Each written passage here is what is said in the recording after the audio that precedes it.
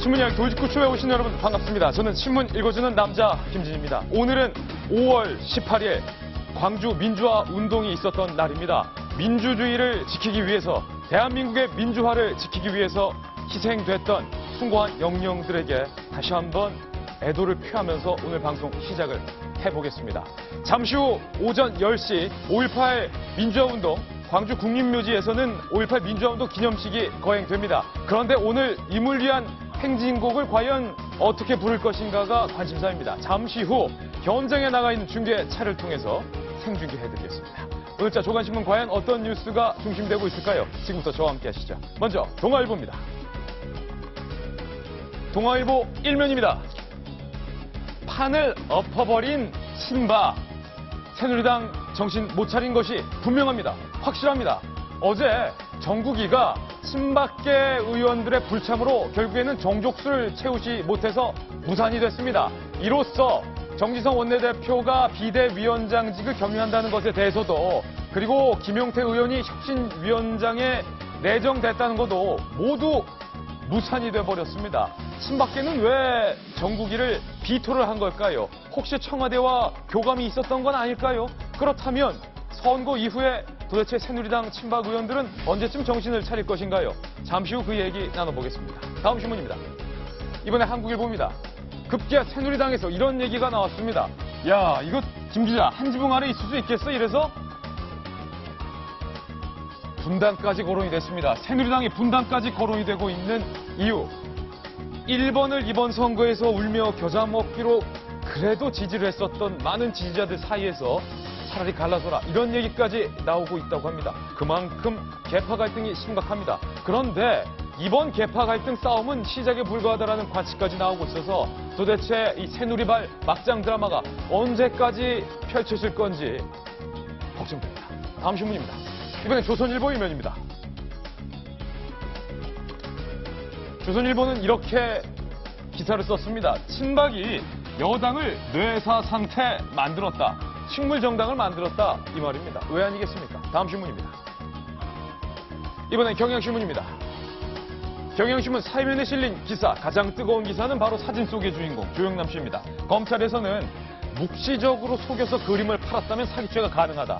어제와 다른 내용이 묵시적으로 속여서 그림을 팔았다면, 대작관행을 뭐 다 그렇다 치다 하더라도 조영남 씨가 100% 그렸던 것처럼 묵시적으로 속여서 이익을 취했다면 사기죄가 가능하다. 이렇게 밝혔고요. 그렇다면 미술계에서는 이 미술계의 관행이다라고 밝혔던 조영남 씨의 해명에 대해서 어떻게 말했을까요? 조수 두고 철저히 지시한 건 관행 맞다. 하지만 덧칠과 사인만 했다면 그건 심각한 문제다. 이렇게 밝혔습니다.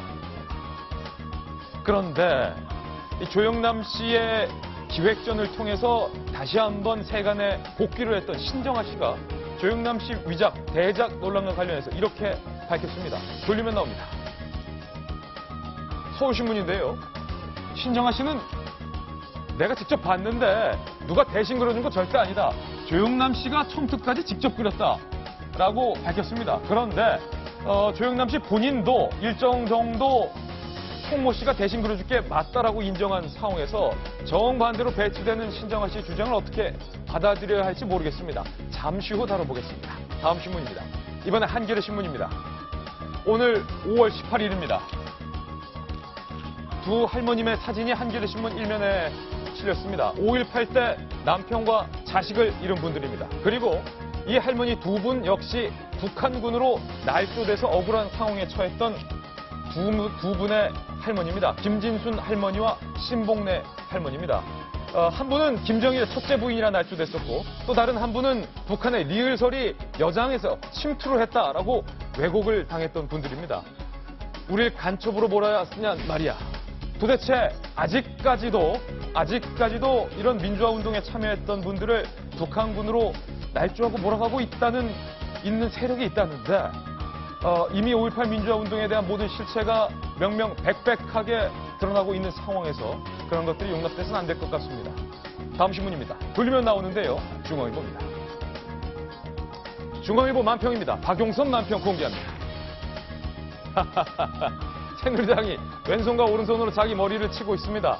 죽어라 싸워봤자 자기만 아플 텐데 비상혁신이라는 새누리당이 비박과 친박이 서로 돌직구 핵펀치를 날리면서 이 양아치보다도 못한 친박아, 이 우물한 개구리와 비박아 이렇게 싸우고 있다는 내용입니다. 제가 웃는 게 아닙니다.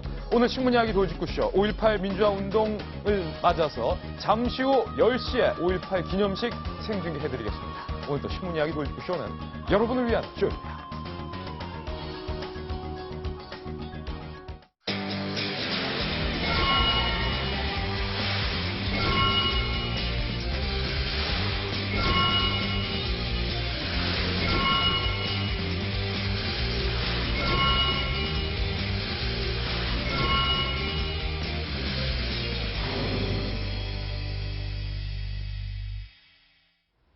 퀴즈 드리겠습니다. 오늘 5월 18일 민주화운동 기념식에 박근혜 대통령은 참석을 할까요? 안 할까요? 저희가 만든 첫 번째 돌직구 신문에 그 답이 나와 있습니다. 살펴보시죠. 박근혜 대통령은 올해도 불참키로 결정을 했다고 청와대 대변인은 밝혔습니다. 야당에서는 전원 기립해서 셀프 재창을 하겠다. 여소야대이니만큼 야당이 다 일어나서 셀프 재창하면 결국 다 분위기가 재창되지 않겠냐, 이런 기세입니다. 5.18 기념식 국가기념일로 무색한 면면이 벌써부터 드러나고 있다라는 비판 기사도 실리고 있는데, 동아일보 논설위원신 정성희 위원님, 박근혜 대통령이 아예 5.18 기념식을 계속 불참했던 건 아니더군요. 취임 첫 해에는 참석을 했었더군요. 취임 첫 해에 참석을 해서 어저께 우리가 영상을 보셨지만 임을 위한 행진곡 등의 가사도 모르시니까 노래는 못 불렀던 거 화면을 봤는데요. 영상 한번 다시 볼까요, 그러면? 네, 그러시죠. 바로 이 장면입니다. 노회찬 의원은 주먹까지 불끈 쥐면서 노래를 부르고 있는데, 박근혜 대통령이 취임 첫 해 5.18 민주화운동 기념식에 참석을 했지만 임을 위한 행진곡 합창 부분에서는 합창을 하지 않고 있습니다. 그런데 원래 지금 예상이 됐습니다. 임을 위한 행진곡이 재창이 안 된다는 것을 보훈처가 발표를 했을 때, 박근혜 대통령이 이번에 참석을 못 하시겠구나 하라고 예상을 했는데, 예. 역시나 예상대로 참석을 안 하시고 대신 그 시간에 방한 중인 이란 부통령을 만난다고 합니다. 이란 부통령을 접견한다. 약간의 조정이 있었던 것 같아요. 원래는 그 시간에 규제개혁 회의가 있을 걸로 예상이 됐는데, 예. 5.18 기념식도 안 가고서 규제개혁을 한다? 뭐 이런 역풍에 무서워서 약간 외교적인 어떤 그런 행사를 끌어들여서 그 시간에 이란 부통령을 만나는 걸 배치를 한 것 같고요. 예. 대통령으로서는 이게 취임 첫 해에 이제 한 번 갈로 상징적인 의미는 다 했다고 생각이 되고, 지금 이런 임을 위한 행진곡의 기념식 지정이나 제청을 두고서 이렇게 여야가 격돌하고 국론이 분열되는 와중에 대통령이 그 자리에 참석하는 것이 여러 가지 여론의 부담 때문에 아마 이번에 안 가신 걸로 이렇게 해석이 됩니다. 예, 오늘 수요일과 금요일의 남자 이계진 전 의원님 함께 하셨는데요. 이 전 의원님, 여야에서 협치 이런 얘기가 처음에 나오다가 이 노래 한 곡 때문에 여야 청와대 협치는 이미 물 건너간 상황인데, 대통령이 이쯤 되면 꼭 저기에 참석하시진 않더라도 임을 위한 행진곡 문제에 대해서 뭔가 좀 매듭을 지어주는 모습을 많은 국민들은 그래도 기대할 텐데요. 저도 오늘 방송국 나오면서 이런 얘기를 좀 했으면 좋겠다 생각했는데, 첫째, 협치 정신을 살리기 위해서 경제 문제 등 좀 정부가 바라는 것도 함께 하면서 이것도 좀 합시다 했으면 어땠을까. 이걸 먼저 들고 나왔어야만 했는가, 그런 아쉬움이 있고, 또 하나는 박승춘 보훈처장께 드리고 싶은 말씀인데, 박승춘 보훈처장께 합창이 허용되는데 그 안에서 울려 퍼지는 노래는 마찬가지인데 재창은 못하게 한다? 이거 좀 이상하지 않아요? 이거 좀 이상하다. 이게 박 대통령 뜻일까요? 그럼 이렇게 해놓은 걸 이제 하지 말도록 하면 역시 청와대가 조정했다는 말이 나올 때니까 청와대도 말 못하는 거예요. 말 못한다 그래서. 그러면 이것까지 했으면서 합창은 되고 재창은 안 된다? 이건 뭐 1m 전까지는 도둑이 들어와도 되고 50cm만 넘으면 가만 안 두겠다 뭐 했던 얘기하고 비슷하고. 그거나 이거다. 예. 브라보 해병이라는 노래가 있어요. 있죠. 그건 아주 제대로 된 해병대 군가죠. 네. 근데 그걸 몸이 괴로운 해병들이 의기양양하게 한번 기운을 내기 위해서 만든 해병대, 이제 이 일본말이 들어가서 죄송하지만 해병대 곤조가라는 게 있어요. 예. 그게 더 재밌지요. 때려 부수고 마시고 하는 거 있잖아요. 예. 그거 금하게 한 적 없거든요. 그럼 사석에서는 그런 것도 부르고, 공식 행진할 때는 브라보 해병 부르고, 이거 할 수 있지. 노래 한 곡 갖고 쪼잔하게 합창은 되고 재창은 안 된다고 하는 박승춘 처장의 그 판단이 뭔지 모르겠어요. 이래서 점점 그 잘못된 의미를 키울 수 있잖아요. 오히려 더. 오히려 판 깔아주는 게 저는 옳다고 생각합니다. 예. 잘못한 거예요. 야당 의원들이 오늘 일제히 10시에 참석을 하고 뭐 안철수, 문재인 등등, 천정배 등등 다 참석을 하는데 김병민 전 의원님, 예. 잠시 후 있을 기념식 때 야당 의원들이 합창 순서가 됐을 때 모두 일제히 일어나서 예. 셀프 재창한다. 그러니까 기념식은 실질적으로 합창으로 하지만 현장 행사장의 분위기는 완벽한 재창으로 만들어내겠다라는 겁니다. 쪽수도 더 많다 이거죠. 일단 더불어민주당은 당선자 전원이 참석한다고 하고요. 국민의당 같은 경우는 쪽수는 좀 적지만 광주에서 8석을 전석을 석권한 사실상 광주의 제1당 아닙니까? 예. 그래서 국민의당은 전체 당선자들 중에 혹시나 실수하는 사람이 있을까 봐 당선자들 다 불러 모아놓고 임을 위한 행진곡 연습까지 다 시켰다고 합니다. 아니 그게 참 재밌는 기사였는데 어제 국민의당에서 뭐 비례대표도 있고 네. 또 국민의당의 당선인들을 다 모아놓고 혹시 가사 틀릴까봐 사전 교육을 했다고요. 그러니까 호남 지역에서 당선되신 분들은 예. 당연히 다 아시겠죠. 근데 비례대표에서 흔히 말하는 이 과학기술 전문이라든지 전문가 집단으로 비례대표 들어오신 분들은 이 임을 위한 행진곡 가사 전체를 다 모를 수도 있거든요. 예. 재창을 한다라는 걸 뭘 보고 부르는 게 아니라 자연스럽게 진짜 일어나서 뜨거운 가슴으로 불러야 되는데 그런 장면을 좀 연출하기 위한 포석이 아니었나라는 생각이 들고요. 예. 결국 3당의 모습들이 굉장히 재밌는 거거든요. 여기에 새누리당을 대변하는 대표자도 참석을 하는데 예. 지금은 당대표가 없기 때문에 결국 누가 갔냐면 정진석 원내대표가 참석하게 됩니다. 정지성 원내대표 가겠죠. 근데 정진석 원내대표의 입장은 합창이 뭡니까? 재창 좀 해달라고 계속해서 청와대에 건의를 했는데 예. 결국 여기에 대한 반발 심리로 어저께 정진석 원내대표가 한 방 크게 맞았거든요. 예. 그래서 저는 오늘 이 5.18 기념식에서 정진석 원내대표가 어느 누구보다 더 힘찬 목소리로 임을 위한 행진곡 재창을 하지 않을까라는 생각도 듭니다. 저도 거기에 한 표인데 정지성 원내대표 아마 재창은 플러스 이거까지 하지 않을까라는 생각이 드는데 문득 궁금한 건데 윤태호 실장님 지난 대선 때 안철수 후보가 이 대선 후보로 한창 뛰었을 때 안철수 대선 후보에게 조언을 해준 역할을 하셨는데 안철수 대표는 임을 위한 행진곡 노래 아시나요? 알더라고요. 네. 알답니까? 근데 모르겠습니다. 이게 뭐 따로 공부했는지 안 했는지는 모르겠는데 예. 일단 안 대표도 80년대 대학을 다녔잖아요. 예. 그럼 그때는 뭐 운동권이고 아니고를 떠나가지고 전반적으로 이렇게 흐르는 이 문화에 접하는 부분이니까 그런 거 같고 저도 이제 박성춘 보훈처장한테 한마디 하고 싶은 게 있는데 예. 어디 이제 인터뷰에 서면 인터뷰를 했더라고요. 그러면 이분이 이제 이유로 말하는 게 애국 단체들이 반대하기 때문에 안 된다 이런 말씀하셨는데 예.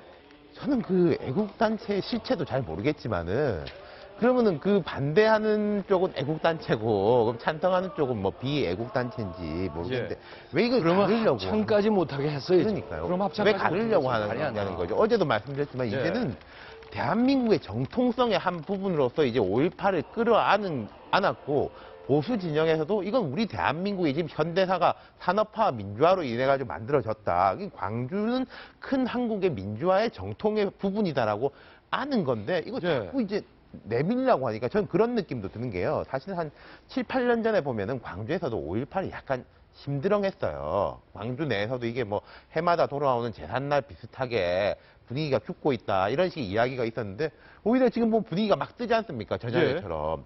이게 사실은 본처가 띄워주고 있는 거거든요. 참 모르겠습니다, 그걸. 예, 5.18 기념식이 예정돼 있는데 조금 전 9시 한 10분쯤 기념식이 시작되기 전 유가족들이 문제 제기를 현장에서 하는 소동이 있었다라는 뉴스 속보가 들어와 있습니다. 맨 앞좌석이 사실은 내외빈 자리인데 유족들이 오늘의 주인공은 우리인데 우리가 앞좌석에 앉는 것이 맞지 않냐? 라면서 자리에 앉아버린 것인데 박승춘 보훈처장 자리에 붙어있던 보훈처장 이름표까지 유가족들이 떼어버리는 소동이 발생을 했다라는 뉴스 속보가 들어와 있습니다. 정성희 위원님, 유가족들이 조금은 감정적으로 아무래도 조금 화가 나신 것 같아요. 작년에는 이제 이런 해프닝 같은 게 없었는데 지금 말한 대로 이 님을 위한 행진곡의 그 재창 여부를 두고서 이것이 정치적인 논란의 중심에 섰기 때문에 유가족들이 저렇게 좀 감정적인 반응을 하는 것 같아요. 네, 지금 현 시각 5.18 민주 국립묘지에 있는 중계 카메라 상황인데요. 유가족들이 뭔가를 이렇게 항의하는 그런 모습들이 현재 들어오고 있습니다. 이 오늘 5.18 기념식을 앞두고 이 감정적으로 충돌하는 일은 없어야 되는데 조금은 지금 걱정이 되는 상황입니다. 이기진 전 의원님, 아무래도 조금 전에 지적하신 부분들이 이 쌓이고 쌓여서 이런 감정적인 충돌로 번지는 것 같아요. 오히려 더 악화시키는 데 일조를 한 거예요. 예. 보훈처의 결정이. 조금 전에 제가 끼어들어서 얘기를 했지만은 아니 안 된다면 아예 합창도 못하게 하든지 합창은 되고 재창은 안 된다? 이거는 말이 안 되는 거예요. 그 조치가 기준도 없는 거예요. 눈치를 본 것밖에 안 되는데 그 눈치를 봤다는 것 때문에 오히려 윗선에서 지시를 안 했는데도 지시를 한 것과 같은 오해받기에 딱 맞게 행동을 했고 이렇게 조치를 하면 안 되거든요. 예. 합창과 재창의 차이 뭡니까? 합창은 오히려 전문인들이 파트를 맞춰서 화합해서 부르는 게 합창. 예. 재창은 똑같은 목소리를 높이 부르는 재창 아니겠어요? 예. 그런데 오히려 전문적인 사람들이 제대로 부르게 하는 거는 부르게 하고 함께 부르는 건 못하게 한다? 그럼 현장에 있는 사람이 모두 일어나 부르는 걸 법적으로 뭐 전부 구속할 거예요? 어떻게 할 거예요? 예. 그 현장 상황을 봐도 그런 조치를 했다는 것은 정말 이상한 조치를 한 거예요. 광주 국립묘지에 저희 중계 카메라가 현재 나가 있습니다. 아마 저희뿐만 아니라 많은 취재진들이 벌써부터 모여 있는데 현장 상황이 어떤지 한번 현장에 나가 있는 중계 카메라 그림을 한번 연결을 해 보겠습니다. 광주 나와주시죠. 네, 아직은 준비가 안 됐군요. 조금 전에 보여드렸던 장면이 바로 5.18 국립묘지에 있었던 해프닝 생중계였는데요. 잠시 후 10시가 되면은 5.18 민주화운동 기념식이 거행이 됩니다. 잠시 후 생중계해드리겠습니다. 네, 이번에 저희가 준비한 도직구 신문으로 이동하겠습니다. 다음 뉴스는 바로 새누리당 상황입니다. 만나보시죠.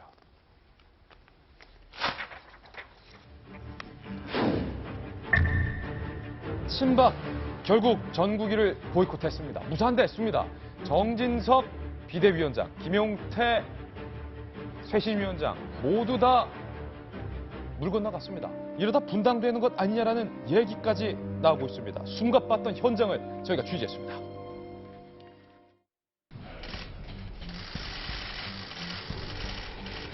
비상대책위원 및 혁신위원장 인선은 원점 재검토되어야 합니다.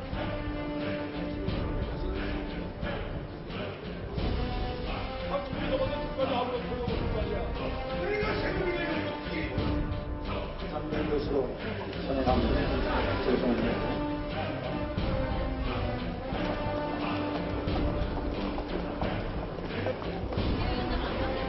이게 뭐예요? 국민 앞에 부끄러움도 버리는 거야. 오늘 양아치들도 이런 생각 안 할 거예요. 아무런 명분이 없어요. 이런 패거리 집단에 내가 있어야 되나? 개파 갈등을 여과 없이 국민 앞에 그대로 보여드렸잖아요. 국민들 앞에 정말 송구스럽고 얼굴을 들 수가 없습니다. 새누리당이 정말 얼마나 더 어려움을 겪어야 정신을 차릴지 부끄러워서 말을 못할 정도예요. 정당 민주주의는 죽었습니다. 국민에게 용서를 구할 수 있는 마지막 기회를 잃었습니다.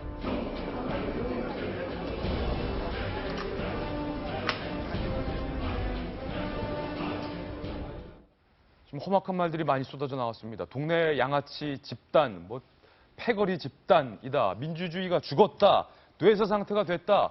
여러 가지 감정적인 말들이 많이 쏟아졌습니다. 그런데 주로 비박 의원들 입에서 이 친박들이 전국위를 비토낸 것에 대한 성토하는 발언이 나왔는데, 그런데 익명을 요구한 한 친박 관계자는 이렇게 말했습니다.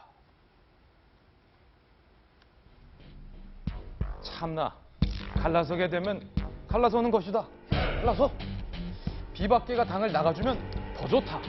하나도 안 무섭다. 이 친박계 의원의 발언을 본 비박 의원들이 과연 또 어떤 반응을 내놓을지도 조금은 우려스럽고 궁금해지고 있는데, 임경훈 실장님, 어제 전국위가 비토가 됐습니다. 정족수 부족인데 이런 말이 나왔어요. 친박계에서 조직적으로 전국위 참석하지 마라라는 문자 메시지와 전화가 왔다. 그러니까 오더가 왔다라는 내용이었고, 이게 일정 정도 사실로 확인이 됐습니다. 그렇죠. 이게 50몇 명 행사지 않습니까? 그럼 이게 사전에 다 조사하거든요. 올 수 있는지 없는지 해가 정족수가 된다라는 걸 이제 확인을 하고 행사를 진행을 합니다. 근데 안 된 거고, 오늘 보도에도 나왔지만은 어떤 사람은 일찍 도착해가지고 여의도에서 점심은 먹었는데 당직자가 전화해보니까 차가 막혀서 뭐 못 가고 있다 이런 식으로 말했다는 거 아닙니까? 어허. 전체적으로 이게 전화가 돌았다는 것이고 아까 그림이라든지 이거 보면서 많이 보시던 장면일 거예요. 야당이 지난 한 10여 년 동안 예. 예를 들어서 이게 맨 처음 시작은 민주노동당이었죠. 예. NLPD 분란. 그다음에 이제 열린우리당에서 뭐 친노 비노. 그리고 이제 더불어민주당에서 뭐 친문 뭐 반문 이렇게 해가지고 갈라지는 것까지 이 모습이 이제 그대로 재현되는 오늘 신문 기사들에서 뭐 친박 비박 그 부분을 박자를 노자로 바꿔보면은 딱 열린우리당이 이렇게 갈라질 때 예. 그대로예요. 그 모습 그대로다. 예.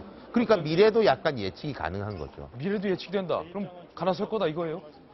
일단 박이 터지게 싸울 겁니다. 이게 흔히 밖에서 생각하실 때는 뜻이 다르면은 깨끗하게 빠이빠이 하면 되지라고 생각하시겠지만은 이게 헤어지려고 해도 명분과 뭔가 이제 조직과 준비가 필요한 거거든요.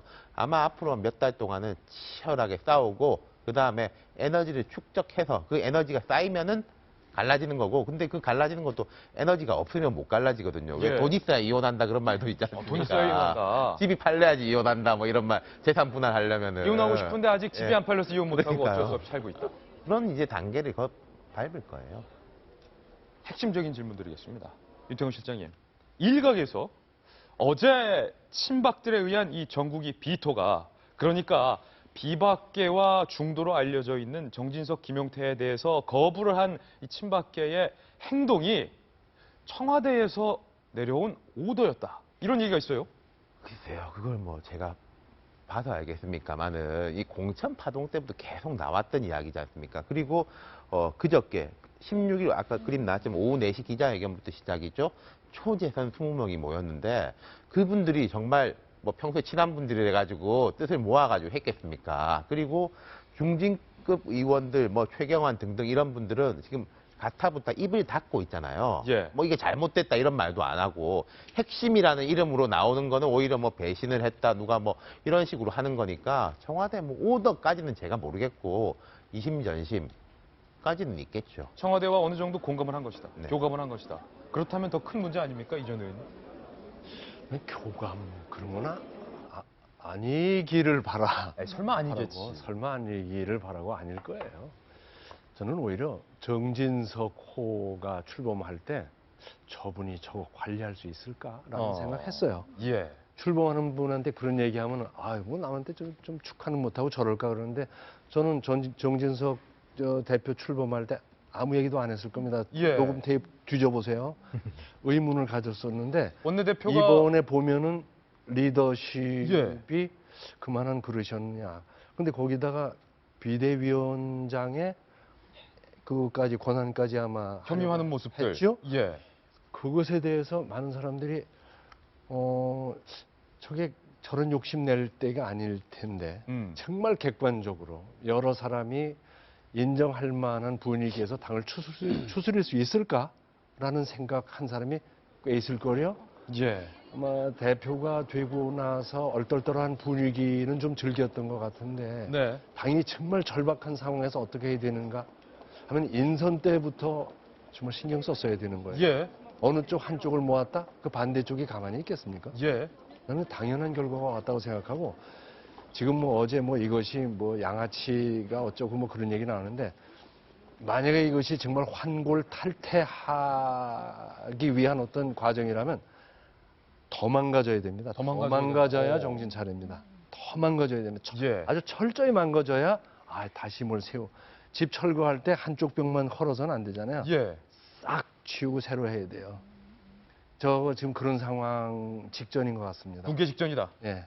임순 변호사님, 재밌는 얘기가 어제 현장에서 나왔습니다. 한 비박계 청중이 이렇게 말했습니다. 이러니까 선거에서 지지, 정신 좀 차려야지 이게 뭐냐라는 소리가 나오니까 반대쪽에 한 친박계 참석자가 그러니까 왜 청와대를 공격해? 흥미로운 대목이었어요. 그래서 그랬나요? 어제 정두원 낙선자죠. 예. 정두원 낙선자가 사회를 원래 보려고 했었는데 맞습니다. 그런 이야기를 했죠.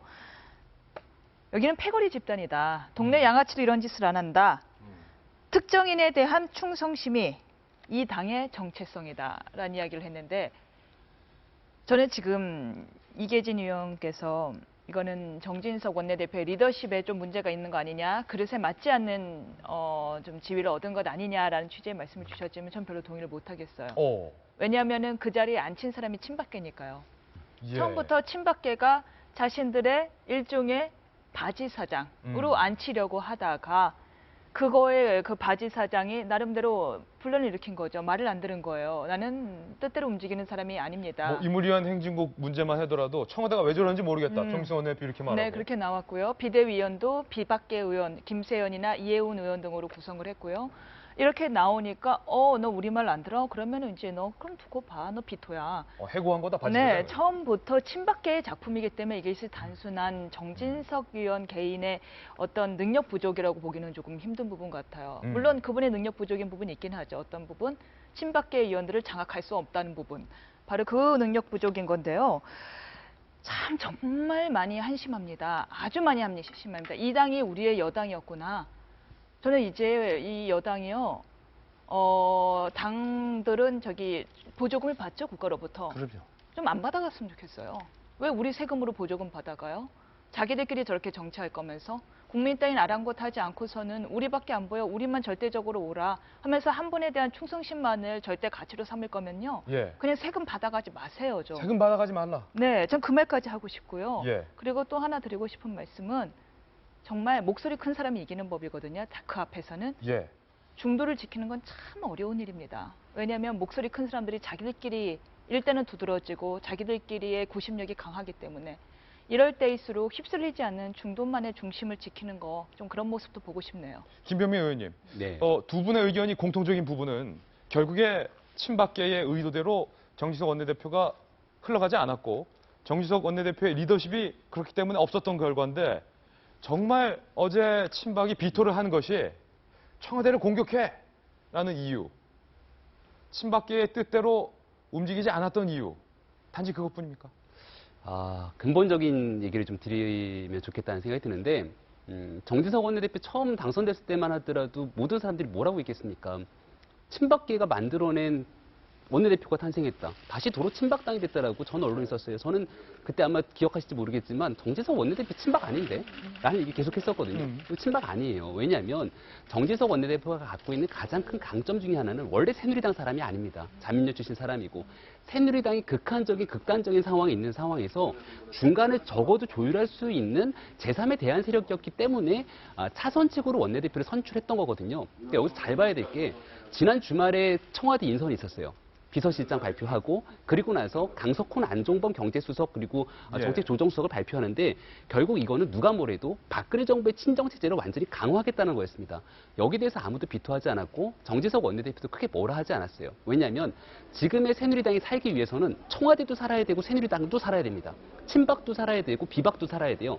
그 중간에 조율하겠다는 거고, 그래서 청와대가 친박 중심의 사람들로 가겠다라고 마이웨이를 선언했을 때 정진석 원내대표가 할 수 있었던 유일한 카드는 바로 혁신위원장의 비박 중에 비박인 김용태 의원을 선정하고 나머지 비대위원들을 가지고 새로운 사람들의 인물을 구성하는 것들이 나름대로 국민들 눈높이에 보기에 그림은 맞춰졌거든요.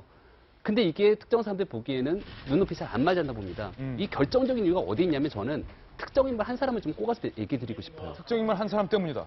아직 새누리당에 들어오지 않은 유승민 의원 얘기가 좀 남아있어서 유승민 의원 얘기가 또 나와요. 풀어야 될 것 같은데 지금 이 비대위도 마찬가지고요. 혁신위도 기간이 길지가 않아요. 이게 다 뭐냐면 전당대회까지만 있는 임시기구입니다. 그렇죠. 이걸 하려고 누가 하겠다는 사람이 아무도 없었어요. 혁신위원장 하자고 다 모시니까 아무도 안 왔잖아요. 근데 여기에 문제는 뭐냐면 만약 여기서 만들어진 혁신위와 비대위에서 잘 만들어진 세팅을 가지고 친박계가 전당대회에 총선 결과에 큰 책임을 갖고 있는 사람들 전면 참여하지 말아라고 밀어버리고, 그리고 나서 그 전에 유승민 의원을 복당을 먼저 시킵니다. 그리고 나서 당권과 대권이 현재 분리가 돼 있는데 이것까지 합쳐버려요. 그리고 만약 유승민 의원이 출마한다거나 하면서 전당대회에서 만약에 비박계가 당권을 완전히 장악하는 순간 친박계는 원내에서는 숫자적으로 세지만 전당대회에서 잃어버리는 순간 완전히 끝나버릴 수 있거든요. 그리고 지금 같은 새누리당의 시스템은요. 집단지도 체제이기 때문에 당대표가 김무성 대표가 됐지만 나머지 최고위원들이 친박계가 돼버리면 힘을 못 씁니다. 근데 만약 혁신위에서 당대표와 최고위원을 분리시켜버리고 당대표에게 모든 조건을 몰아버립니다. 근데 여기가 친박계가 아닌 혹시라도 당권 대권을 통합시킨 유승민하고 같은 사람이 돼버리면 그럼 친박계는 짐 싸서 이제 가야 돼요. 예. 그러니까 이런 지금 절대절명의 네가 죽든 내가 죽든의 상황이 놓여져 있기 때문에 그리고 바로 앞에 선거가 있는 것도 아니거든요. 그러니까 에라 모르겠다 귀 막고 눈 가리고 싸우는 것 같아요, 저는. 에라 모르겠다. 이 한마디가 다 설명이 되는 것 같은데 김용태 의원은 혁신위원장 자리에서 결국은 물러났습니다. 민주주의가 패했다. 국민 앞에 무릎은 못 꿇을지언정 저들에게 무릎 꿇지 않겠다. 이렇게 말했는데 그렇다면 앞으로 새누리당의 운명, 더 자세히 보면 정진석 원내대표의 운명은 크게 세 갈래 길로 정리될 수 있을 것 같습니다. 하나씩 살펴보시죠. 전국이 무사한 기로에 선 정진석 세 갈래 선택은 첫 번째, 정국이를 다시 열어서 비대위원장 추인을 재시도한다. 글쎄요, 현실성이 조금은 떨어져 보이고. 두 번째, 비대위원장 겸직을 포기한다. 그냥 원내대표로만 축소돼서 쪼그라든 역할만 수행을 한다. 세 번째는요, 그냥 원내대표직까지 던져버린다. 정성희 의원님, 셋 중에 뭐가 될까요? 1번은 아닌 것 같은데요. 예. 2번, 3번 중에서 어떤 선택을 할지 모르겠습니다. 현재 이제 아까 얘기한 대로 지금 상황에서는 지금 다시 본인이 혁신위원장을 그만두고 지금 그 원내대표만 하게 되면은 이제 언론에서 많이 지적했던 그냥 관리형 그 전당대회까지 관리형 원내대표만 그냥 하겠다는 것인데 새누리당이 혁신 의지가 전혀 없다는 걸 다시 한번 만천하에 공표하는 것인데. 만천하에 공표했다. 예, 지금 이 상황에서 안 그래도 지금 새누리당이 여러 가지 비판을 받고 있는데 그런 식의 얘기를 하면 자신의 정치적 미래도 없다는 생각을 하게 될 것 같아서 이제 그 선택을 하기에는 조금 무리가 있고요. 또 그렇다고 원내대표까지 던져버리게 되면은 그야말로 새누리당은 주인 없는 그야말로 난파선이 되는 것인데. 예. 그리고 더 나아가서 이거는 분당의 가능성까지 이게 되는 건데 그 선택을 할까 잘 모르겠습니다. 저 정말 모르겠고요. 예. 이 사태를 보면서 저도 한 말씀 드리고 싶은 거는 오래된 금원 있죠. 오래된 금원. 적은 내부에 있다. 적은 내부에 있다. 예. 알고 봤더니 적은 내 옆에 있었어. 예. 적이 사실 외부에 엄청나게 선거랑 이렇게 되면서 싸워야 될 어떤 외부의 적이 있을 때는 내부에서는 어떤 자기의 분열과 이런 갈등을 감추고서 일단 하게 되는데 일단 선거가 끝난 마당에 보니까 이 적은 분명히 내부에 있는 것이죠. 지금 저쪽에서 예. 국민의당이나 더불어민주당이나 뭐 청와대나 이렇게 생각이 되겠습니까? 지금 자기네 앞길이 급한 거예요. 그러니까 이제 저런 모습을 보이고요. 오늘 사설 많은 데서 지적하고 있죠. 한국일보는 한 지붕 아래 있을 수 있겠나 분당 가능성을 거론하고 있고 예. 중앙일보 같은 경우는 새누리당 이럴 거면 쪼개라 이렇게 얘기를 하고 있는데 그 제목 똑같이 새누리당만 따지면 작년에 우리가 다른 모든 신문이 네. 썼던 거랑 똑같아요. 그 이상돈 의원. 새정치원 이럴 거면 쪼개라 제목만 지금 바꿔서 나가고 있거든요. 그래서 그런 시나리오까지 갈지는 모르겠지만은 이 정도 갈등의 수준이라면은 분당도 여기 완전히 예.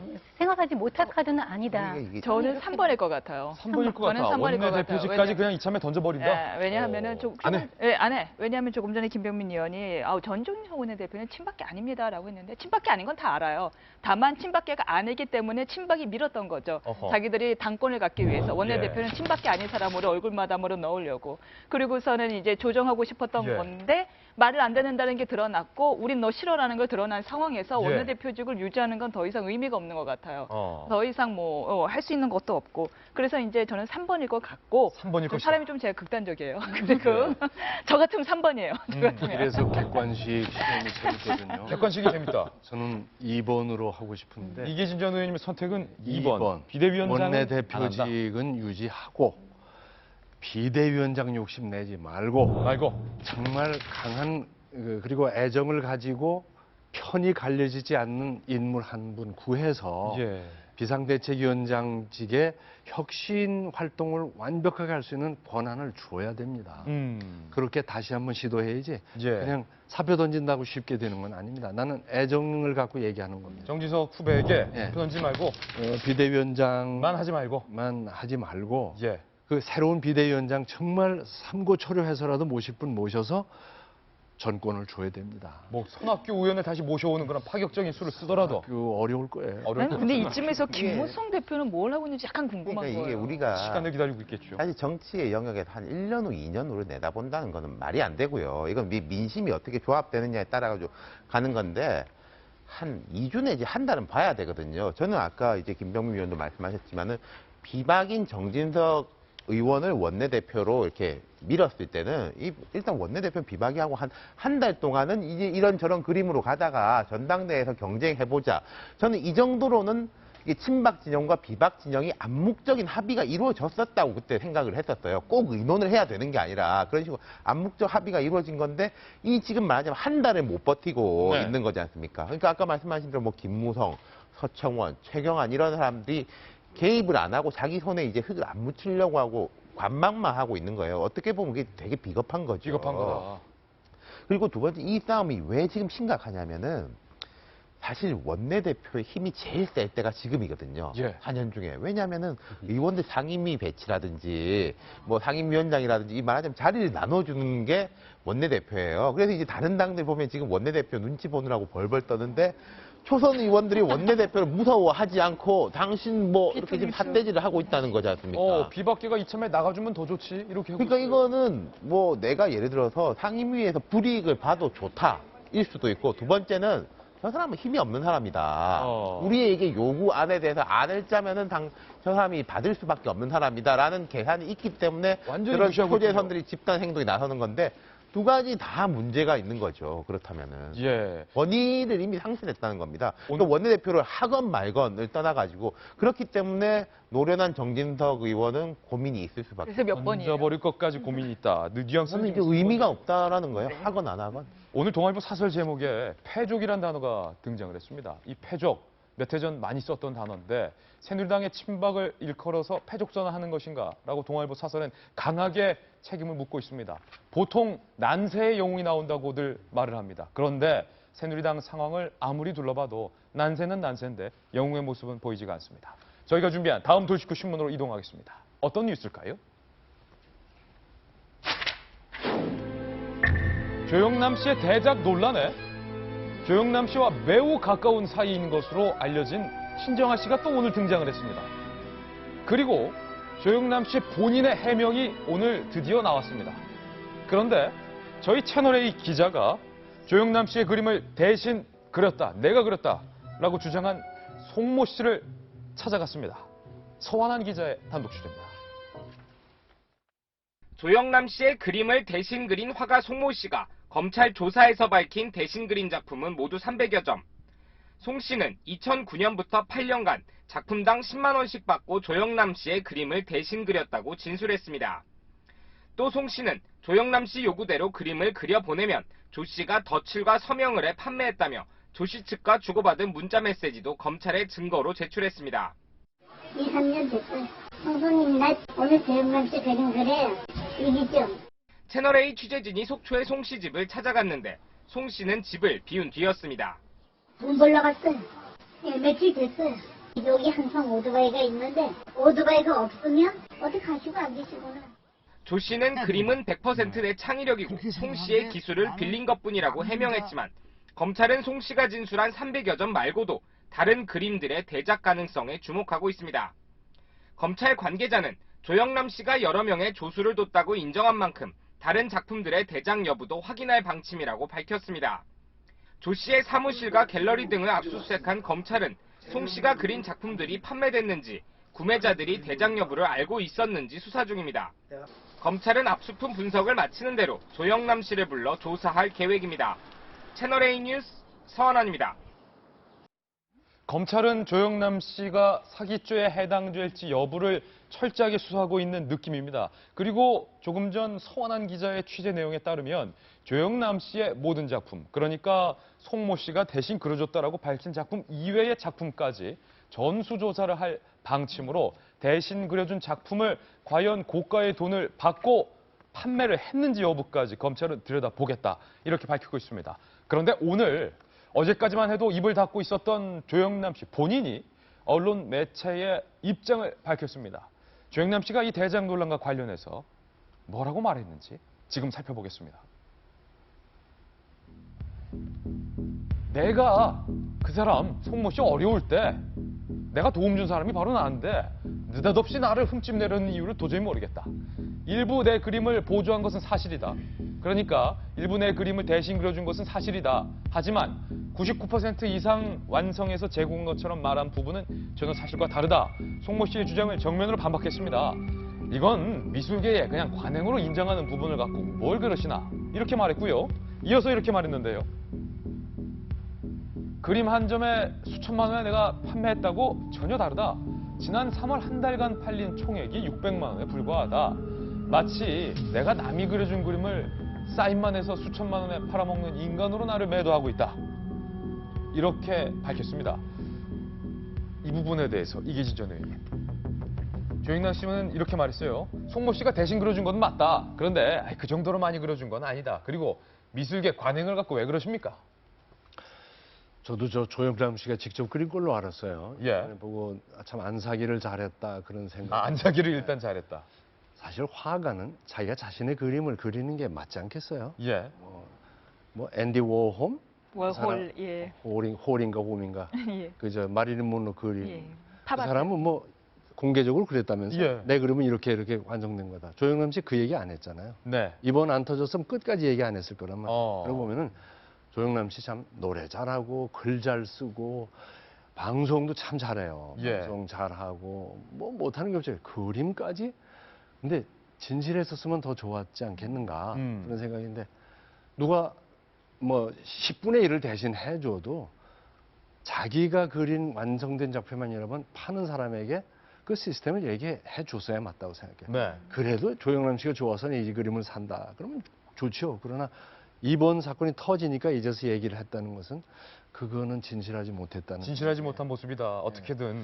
그래서 이걸 보면서 나도 노후에 사람 몇 고용해서 예. 그림이나 그릴까. 아, 그림이나 그릴까. 농담 같은 생각을 한번 해봤는데 예. 예술인은 정말 진실된 예술 활동을 해야 된다고 저는 생각합니다. 진실된 예술 활동을 해야 된다. 네. 정성희 의원님, 방금 이계진 전 의원께서 짚어주신 부분을 검찰이 주도 면밀하게 보고 있습니다. 미술계의 관행이라고 하더라도 마치 내가 전부 다 그린 것처럼 판매자에게 말을 해서 금전적인 이득을 봤다면 이 역시 처벌 가능하다. 검찰은 이런 뉘앙스로 밝히고 있는 것 같아요. 저도 이번에 이제 사태가 끝나고 사건이 끝나고 나서 이제 일어나고 나서 보니까 미술계에 그런 관행이 오래 있었다는 거예요. 그래서, 공장 돌리기 뭐 예. 이렇게 표현하더라고요. 그래서 그 상당히 아이디어하고 콘셉트만 주면은 그 실제로 기술적으로 그리는 사람들이 그리고 나서 이제 마지막 터치를 하는 것이 미술계 오래된 관행이다. 그래서 오히려 미술계에 종사하는 사람들을 많이 이해하는 분위기인 것은 사실인 것 같아요. 근데 이제 문제의 핵심은 아까 말한 대로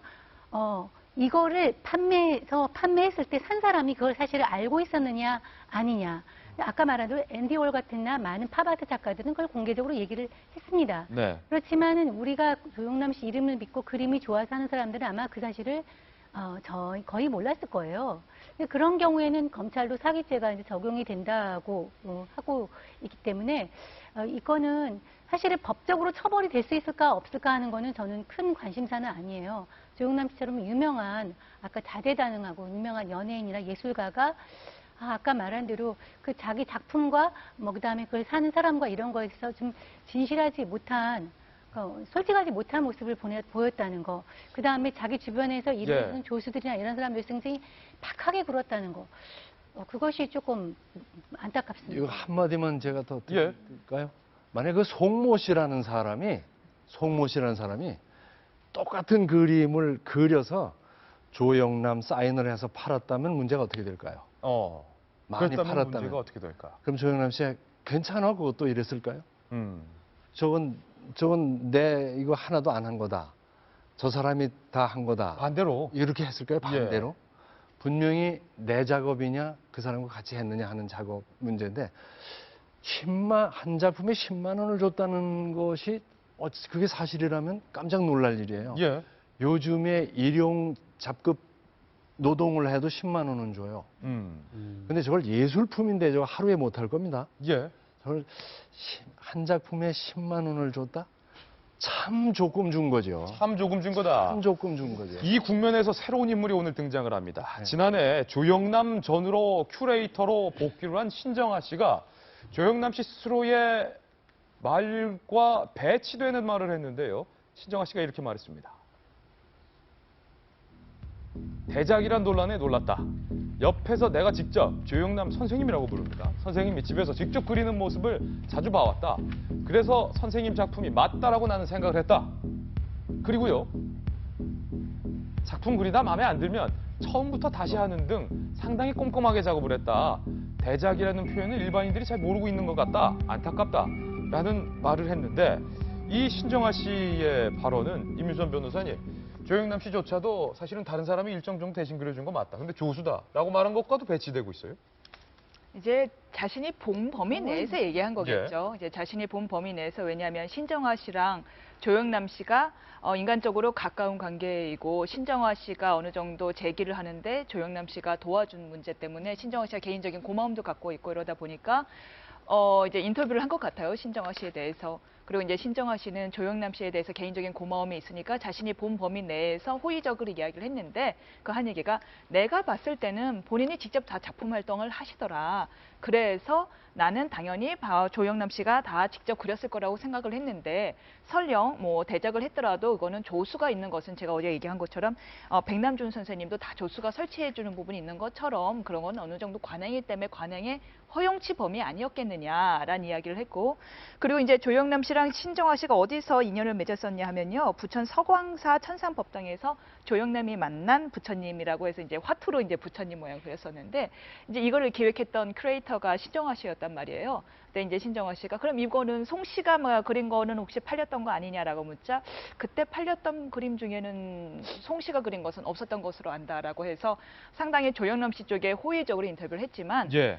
네, 이게 뭐가 중요하겠습니까? 왜냐하면 당사자들, 송 씨와 조 씨가 이미 당사자들의 인터뷰가 있는 와중에 정확히 사실관계를 모르는 제3자의 인터뷰가 뭐가 그리 중요하겠어요. 뭐 화제성은 있겠지만. 그래서 제가 볼 때는 신정아 씨는 나서서 인터뷰를 한 건데 조영남 씨와의 관계가 정확히 어떻게 됩니까? 같은 국민이죠. 같은 국민이고요. 네, 대한민국 국민이고 같이 친하다고 합니다. 그리고 방송에서 조영남 씨가 내 어장관리 하는 사람 중 1호야. 내 여자친구가 10명은 있어라고 했는데, 조영남 씨의 여자친구는 10대 걸그룹도 있고 워낙 많아갖고 그냥 여자인 사람 친구를 다 이제 여자친구로 이렇게 과장해서 말을 하더라고요. 그래서 사람들은 이렇게 남녀 관계를 보는 시선도 있었지만 저는 그냥 그건 아닐 거라고 생각을 하고요. 조영남 씨와 신정아 씨의 관계에 대해서 평소 방송에 나와서 한 발언들이 또 새삼 화제가 되고 있는데, 그거 보고 임유선 변호사님 말씀 계속 듣겠습니다. 직접 한번 들어보시죠. 힘들고 상처도 많이 받고 그랬었죠. 그랬는데 그런 상황에서 혼자 나오셔서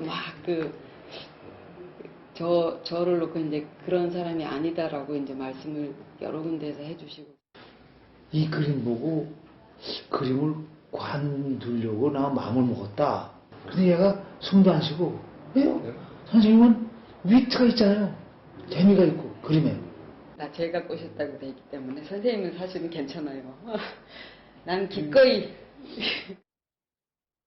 두 사람이 매우 이제 친밀한 사이인 것은 분명히 보이는데, 그것과 조영남 씨 그림의 이 대작 논란, 그리고 더 나아가서 미술계의 관행이라고 하지만 한 공간에서 조수와 함께 작업을 하는 것이 아니라 혹자는 OEM 시스템으로 직접 주문을 하는 방식으로 제가 어제 얘기했죠. OEM 시스템 아니냐. 하는 것은 문제가 있지 않냐는 이 대목은 좀 별개의 문제가 OEM 그렇죠. 이게 제작 주문도 아니고 이게 이제 관례를 넘어섰다라고 보는 시선 중에 1번이 아니 그럼 한 공간에서라도 했어야지. 그래서 자신이 직접 통제를 하고 지휘 감독을 했어야지. 이건 OEM이다. 이거 저거 속초 이거는 OEM 제작 주문 아니냐. 오토바이로 배달해주고.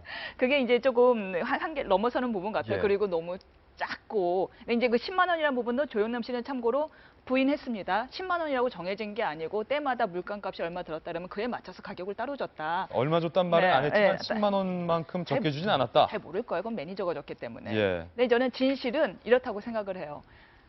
진실은 누구나 다 자신의 기여분이 되게 크다고 생각을 하거든요. 사람들은 누구나 다. 그리고 이제 예술가나 남자들의 특징은 누구나 도 자신의 기여분을 또 더 약간 과장해서 얘기하는 게 버릇이 되어 있습니다. 각자 자기가 90%는 자신이 했다라고 하는데 그 진실은 그 중간쯤에 있을 거라고 생각을 해요. 저는 이게 되게 좀 재밌게 보고 있어요. 아마 앞으로는 이런 논쟁이 점점 많아지지 않을까. 뭐 예술성, 오리지널러티, 부가가치의 기여분은 누구의 것인가에 대한 그 생각이 들더라고요. 나이키 에어조단 농구화가 있지 않습니까? 마이클 조단이 나이키와 협업을 해가지고 아이디어도 내고 한정판 사인을 해가지고 이제 판매를 하죠. 그럼 그거는 이제 나이키냐 조단이냐. 근데 이제 그렇게 부르잖아요. 나이키 에어 조단이다. 그럼 이제 앞으로 이제 이런 그림들은 무엇이 되느냐? 네. 이게 나이키냐? 아니 그러니까 송 씨냐? 뭐 조용남 씨냐? 근데 조단이 없었으면 나이키 에어 조던이라는 제품은 못 나왔겠죠. 못 네. 나오긴 했겠죠. 앞으로 모르겠습니다. 그럼 이건 조영남 씨 것도 아니고 송 씨 것도 아니고 나이키 거다. 같이, 아니죠. 그러니까 여기서는 누가 나이키냐, 누가 조단이냐가 이제 논쟁거리가 될 수 있겠죠. 제가 이제 아는 화가분이 한 분 계신데요. 보니까 작업할 때나 그 전시회를 앞두고서는 그 사회생활이라는 걸 할 수가 없어요. 전폐를 하고 뭐 새벽에 작업을 하면 밤을 새고 낮에 자던가 낮에 하고 밤을 자던가 어떤 이렇게 저렇게 뭐 많은 활동에 관여하면서 예술을 할 수가 없고 우리도 글도 그렇잖아요. 배고플 때 쓰는 글이 저기 아주 훌륭한 글이 나온다고. 그래서 이렇게 다재다능 사실 저는 다빈치 외에는 다재다능한 사람들은 별로 안 믿거든요. 예. 이렇게 공평하게 모든 사람들이 이렇게 약점, 장점이 다 있지 이렇게 한 사람한테 재능을 몰아준다고 생각하지 않는데 이렇게 많은 작품을 다양한 방송 활동과 그런 활동을 하면서 이렇게 많은 작품을 한다는 것 자체가 본인이 무리수를 둔 것 같아요. 예술이면 예술, 방송이면 방송. 저는 사실 이거 방송 하나 하면서 또 글을 잘 못 쓰겠거든요. 이것도 힘이 들어가지고 저가 재주 없는 사람들은. 예. 그런데 이것도 저것도 다 잘한다. 여기에서 이제 무리가 온 것 같습니다. 예. 조영남 씨의 대작 논란이 점점 새로운 인물도 등장하고 커지는 것 같습니다. 이 검찰 수사 결과를 좀 지켜봐야 될 것 같습니다. 이번엔 저희가 준비한 다음 돌직구 신문입니다. 또 한 번의 끔찍한 사건이 일어났습니다. 모르는 낯선 여성을 여자 화장실에서 묻지마 살인을 한 건데 도대체 이 남성은 왜 그런 선택을 한 걸까요? 박수희 기자가 취재했습니다. 화장실을 가기 위해 계단을 올라가는 여성. 3분 뒤 누군가 황급하게 계단을 내려옵니다. 그리고 조금 뒤 여성은 흉기에 여러 차례 찔린 채 발견됐고 병원으로 이송됐지만 숨졌습니다. 건물 1층에서 술을 마시던 피해 여성은 이곳 2층 화장실에 들어갔다가 잔인하게 살해당했습니다. CCTV를 통해 인근 식당에서 일하는 30대 남성 김모 씨를 용의자로 특정한 경찰은 오전 10시쯤 사건 현장 인근에서 김 씨를 체포했습니다. 김 씨는 체포 당시에도 주머니에 30cm가 넘는 흉기를 지니고 있었습니다. 경찰이 조사해보니 김 씨는 사건 발생 1시간 전부터 화장실 안에 머물러 있었습니다. 그러나 김 씨는 여성을 살해하지는 않았다며 횡설수설하고 있는 것으로 알려졌습니다. 부인하죠. 자기는 이제 뭐 갈 데가 없어서 화장실에 주로 잔다. 경찰은 사건 당시 김 씨의 구체적 행적을 파악하고 있습니다. 채널A 뉴스 박수희입니다. 네, 이제 오전 10시가 다가오고 있습니다. 5.18 민주화운동 기념식 상황 현장 중계 화면을 한번 연결해 보겠습니다. 광주 나와주시죠. 네, 지금 이 시각 5.18 국립민주묘지 현장인데요.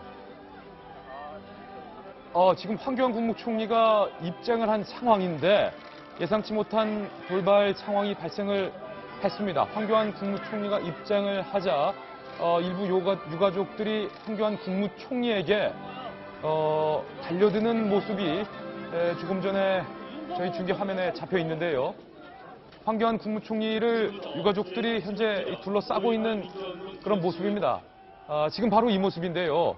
취재진들이 다시금 그 장면을 취재하기 위해서 둘러싸 있는 상황이고 아무래도 유가족들이 황교안 국무총리를 향해서 이 정부에 대한 불만을 강하게 어필하고 토로하고 있는 그런 상황이 돌발 상황이 연출이 된 것 같습니다. 이미 여야 원내대표를 포함해서 유력 정치인들은 입장을 마친 상황입니다. 이제서야 조금 관계자들이 두 사람을 떼어놓고 황교안 국무총리가 이제 자리에 앉아 있는 상황입니다. 이제 행사가 막 시작이 됐는데 정진석 새누리당 원내대표가 입장을 할 때 일부 유가족들이 왜 왔냐라면서 삿대질을 하는 그런 모습도 보였습니다. 그리고 황교안 국무총리 이외에도 박승춘 보훈처장을 향해서 유가족들이 감정적인 모습을 보이는 화면도 조금 전 연출이 되고 있습니다. 박승춘 보훈처장이죠. 박승춘 보훈처장이 맞습니다. 정정합니다. 황교안 국무총리가 아니라 박승춘 보훈처장을 향해서 일부 유가족들이 돌발 행동을 한 것으로 보이고 관계자들과 경호 요원이 유가족들과 박승춘 보훈처장 사이를 간신히 떼놓고 박승춘 보훈처장이 입장하는 길을 지금 열어주고 있는 그런 모습인데요. 아무래도 임을 위한 행진곡 재창 불가 결정을 박승춘 보훈처장이 내린 것에 대해서 유가족들의 불만이 지금 극에 달한 것으로 지금 풀이가 됩니다. 행사는 지금 시작을 돼 있는데 아직까지도 박승춘 보훈처장이 설명하시려고 이 자리에 오신 건가요? 박승춘 보훈처장이 지금 입장을 밝히려는 것 같은데요.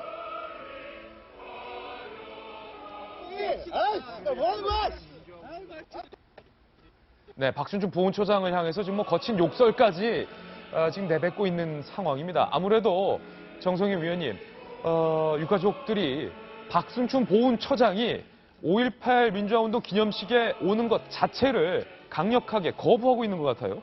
그렇습니다. 어느 정도는 예상이 됐었죠. 그러니까 임을 위한 행진곡이 이번에 그 재창이 되고 기념곡 지정은 아니더라도 재창이 됐을 경우에는 이제 문제가 없었을 텐데 이것이 불허함으로써 사실 정부 입장이지 않습니까? 보훈처장으로는 정부 입장이기 때문에 불허가 된 거에 대해서 아마 그거를 주도했던 박승춘 보훈처장에 대해서 유가족들이 감정적이고 원초적인 이렇게 원망을 이제 하는 과정에서 이렇게 충돌이 있었던 것 같고요. 행사는 시작이 됐습니다만 예. 박 보훈처장은 아마 자리에 앉지 못한 것 같죠. 예. 그래서 박 보훈처장이 착석하지 못한 채로 행사가 진행되고 있는 모습인 것 같습니다. 지금 자리에 앉지 못했습니다. 박승춘 보훈처장 아직도 자리에 앉지 못하고 이 취재진들과 경호진들 사이에 현재 둘러싸여 있는 그런 상황인데 보훈처장이 앉지 못한 상태로 예정된 시간이 됐기 때문에 행사는 진행이 됐고요. 이계진 전 의원님, 어찌 보면 일정 정도 예상된 충돌이었다. 네, 슬픈 일입니다. 이게 언제까지 이렇게 나뉘어서 서로 인정을 못하고 또 완전히 굴복시키려고 하고 이런 모습을 계속 보여야 되는가. 참 안타까운 일인데 이것 때문에 국민들이 서로 반목하고 판이 나뉘고 이건 얼마나 잘못된 일입니까. 그래서 아까 그 임을 위한 행진곡 그거 지정 문제 때문에 이렇게 이야기가 된 것 같은데 지금 이 현장에서는 광주 시민과 유족들이 강자입니다. 그런 입장에서 보훈처장이 왔을 때 이 행사에는 참여하게 하고 항의는 항의대로 정확하게 크게 하고 이렇게 해서 내용을 고치는 것이 좋지 않겠나요? 네, 박승춘 보훈처장이 취재진들을 향해서 뭔가 입장을 밝히는 것 같은데 좀 한번 들어보겠습니다. 현장 소리를. 우리 보훈단체들이 강력 반대합니다. 만일 우리 보건단체들은 오늘날 우리 대한민국을 지킨 국가유공자분들이 단체입니다. 그런 우리 보건단체들이 이 노래에 대해서 회원들이 노래에 반대하기 때문에 우리 국가보건처는 우리 국가유공자분들, 즉 우리 보건단체분들의 이 참 명예를 유지하고 그분들의 예우하기 위해서 업무를 하는 부서입니다. 근데 그분들이 반대하는 그런 이 노래를 국가보건처가 그분들이 행사를 거부하겠다는 그런 의견을 갖고 있는 노래를 국가보건처가 주관하는 기념행사에서 박승춘 보훈처장이 임을 위한 행진곡을 재창 결정 내리지 못한 이유에 대해서 계속 설명을 합니다. 정확히 표현하자면 박승춘 보훈처장은 행사장에 입장을 못했습니다. 유가족들의 저지로 행사장 바깥에서 지금 취재진들과 인터뷰를 하고 있는 상황인데 똑같은 기준의 입장을 되풀이하고 있는 모습입니다. 보훈단체들이 반대해가지고 그랬다라고 이제 말씀하시네요. 보훈단체 몇 가지 그 기사를 보면 한 언급이 돼 있더라고요. 뭐 전물공격, 유가족협의회 뭐 그런 분들이 일부 분들이 했겠죠. 근데 좀 지적하고 싶은 거는 거기 광복회도 포함돼 있던데 저희 아버지가 광복회 회원이시거든요. 아, 그렇습니까? 저희 할아버지가 이제 독립유공자셨기 때문에 자동적으로 이제 자녀는 회원인데 저희 아버지는 그런 거 안 물어보던데 그렇게 이야기하시더라고요. 우리 아버지는 그런 거 안 물어보는데 보훈처장 혼자 그렇게 생각하신다. 지금 애국가 재창과 호국영령에 대한 묵념이 끝난 뒤에 위령탑 앞에 이제 착석을 하고 있는 그런 모습입니다. 박근혜 대통령은 예정대로 참석을 하지 않은 것으로 현재 확인이 됐습니다. 안철수 대표 그리고 문재인 전 대표 등등 정진석 새누리당 원내대표도 모두 다 자리를 잡고 착석을 하고 있는 상황이고 내외신 취재진들과 기자들이 그 뒤에 역시 취재를 위해서 배석을 하고 있는 상황입니다. 이제 공식적인 행사의 수순이 시작이 되고 잠시 후면 공식 행사 말미에 이무리한 행진곡을 합창단이 대신 부를 예정인데요. 이무리한 행진곡 합창 순서 때 야당은 앞서 밝힌 바에 따르면 야당 의원들 모두가 전원 기립해서 셀프 재청을 하겠다. 국민의당은 이를 위해서 어제 가사를 모르는 일부 당선자들에게 이무리한 행진곡 가사까지 교육을 마친 그런 상황이다라고 밝힌 상황입니다. 정성희 위원님, 이무리한 행진곡 노래 순서가 되면 또다시 일정 정도 갈등 상황이 연출될 것으로 보입니다. 그렇습니다. 지금 아까 우리가 예고해드린 대로 국민의당하고 더불어민주당은 사실상 이 노래를 재창하겠다고 얘기를 하고 있고요. 지금 예고하고 있는 상황이라서 그러면 이제 정부가 상당히 머쓱해지죠. 이 상황에서는 지금 광주에서 이루어지는 행사인데 정부가 통제할 수 있는 범위를 넘어서기 때문에 지금 아까 우리가 똑같이 얘기한 대로 화끈하게 재창으로 했다고 하면은 어차피 효과는 재창의 효과가 나올 텐데 갈등 없이 갈게 될 텐데 갈등은 갈등대로 연출이 되면서 사실상 노래는 노래대로 재창이 되게 되는 최악의 어떤 모습이 연출되지 않았나. 그러니까 이번 경우에서는 정부가 정무적인 판단을 잘못해서 손해를 보는 그런 상황 같습니다. 이게 굉장히 이상한 그림으로 지금 연출되고 있는데 저게 보훈처 행사입니다. 보훈처가 주관을 하는 국가 행사인데 보훈처 행사에 보훈처장이 입장 못하고 저렇게 행사장 밖에서 쫓겨나가고 있는 모습인데 김병민 의원님, 결국 박승준 보훈처장 스스로가 초래한 결과다. 이렇게 봐도 되겠습니까? 대통령이 지시한 사항이 첫 번째 단서가 있습니다. 국론을 분열하지 않는 상황에서 좋은 방법을 찾아보라 했는데 지금 정확히 국론을 아주 반으로 딱 양분해서 분열을 시켜놨어요. 여기에 대한 책임은 박승준 보훈처장이 지금 굉장히 오랜 기간 임기를 지금 지키고 있는데 결국은 본인이 다 이 결과에 대해서 책임을 지셔야 될 것 같다는 생각이 들고 참 모르겠네요. 나중에 조금 있으면 이무리한 행진곡을 부르는 장면에서는 더 어색한 장면들이 이제 연출이 될 건데 이 모든 책임을 어떻게 물어야 될 건지 앞으로 이거를 대한민국 정부에서 어떻게 풀어가야 될 건지도 깊은 고민이 될 것 같습니다. 박승준 보훈처장이 행사장에 입장을 못했기 때문에 돌아갈 수밖에 없는 상황인 것 같습니다. 저희는 광고 이후에 다시 한번 돌아오겠습니다. 국론을 분열하지 말라. 국론이 분열이 됐네요. 광고 후에 돌아옵니다. 잠깐만요. 네, 광고 보고 돌아왔습니다. 조금 전에 들어온 소식에 의하면 박승준 보훈처장이 결국에 차를 타고 돌아갔다라는 뉴스가 확인이 됐는데요. 광주 국립묘역으로 다시 한번 이동을 해보겠습니다. 이기진 전 의원님, 행사는 기념식은 진행되고 있는데 보훈처장이 차를 타고 돌아갔다. 그렇다면 박승준 보훈처장이 오랜 기간 임기를 해온 것으로 알고 있는데 이쯤 되면 책임을 져야 되지 않나. 여기서 정치인들이 흔히 얘기하는 게 물러나야 된다는 얘기인데 전 그 얘기도 하고 싶지 않고 참 아쉬운 게 오늘 이 상황을 보면서 이제 세월도 많이 흘렀고 서로 알 만큼 서로 알고 밝혀질 거 밝혀지고 했으면은 여기서 좀 큰 책임이 있는 분으로서 나라를 다스리는 큰 어른 아니에요. 대통령님이 여기에 흔쾌히 참석하고 합창은 되는데 재창은 안 된다는 이상한 논리 하에서 오히려 쫌생이처럼 보이게 하지 말고 대통령 임석하고 그리고 흔쾌히 유족들은 받아들여서 이거 함께 재창 한번 하게 해서 원 풀어주고 그다음에 내가 정치 잘하게 협조 좀 해달라 하는 얘기하고 이렇게 나가야 나라가 제대로 되는 거 아닌가요? 참 아쉽네요. 5.18 민주화 운동과 관련돼서 많은 사회적 갈등을 봉합할 수 있는 길이 어쩌면 이기진 전 의원께서 제시한 길일 수도 있는데 아직 우리 대한민국의 민주주의가 발전하려면 조금은 더 있어야 되는 것 아닌가라는 안타까운 생각도 듭니다. 오늘 저희가 준비한 소식 모두 전해드렸습니다. 저희는 내일 아침 9시에 더욱더 풍성한 뉴스 들고 인사드리겠습니다. 오늘 하루는 분명 어제보다 더 나을 겁니다. 좋은 하루 되십시오. 고맙습니다. 고생하셨습니다. 분명 어제보다 더 올 겁니다.